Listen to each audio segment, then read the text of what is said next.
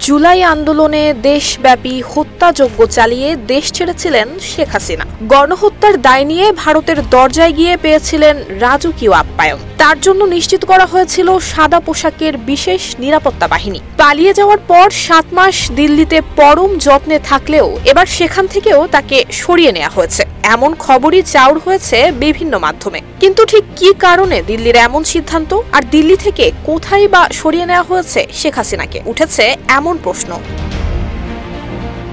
এর আগেও দিল্লি থেকে শেখ হাসিনাকে সরিয়ে নেওয়ার গুঞ্জন উঠেছিল, তবে তখন ভারতীয় বেশ কিছু গণমাধ্যম তাদের প্রতিবেদনে শেখ হাসিনার দিল্লির অবস্থান তুলে ধরে। তাদের সেই প্রতিবেদন অনুযায়ী শেখ হাসিনা দিল্লির একটি বিশেষ এলাকার নিরাপত্তা বেষ্টিত একটি বাড়িতে অবস্থান করছেন। তবে এবার আর গুঞ্জন নয়, বিশ্বস্ত সূত্রের খবর, শেখ হাসিনাকে নিরাপত্তা ইস্যুতে সরিয়ে নেওয়া হয়েছে দিল্লি থেকে। দিল্লির একটি জাতীয় দৈনিকের তথ্য অনুযায়ী বর্তমানে দিল্লি থেকে সরিয়ে শেখ হাসিনাকে স্ট্যান্ড কমান্ডের একটি নিরাপদ জোনে রাখা হয়েছে।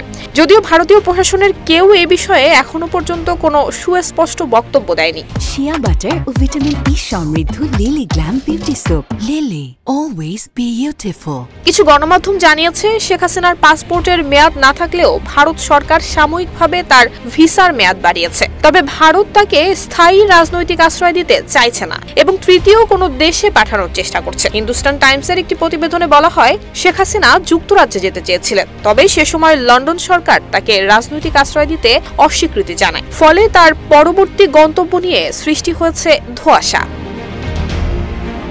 নুসরাত জাহান মেহেক, ঢাকা পোস্ট।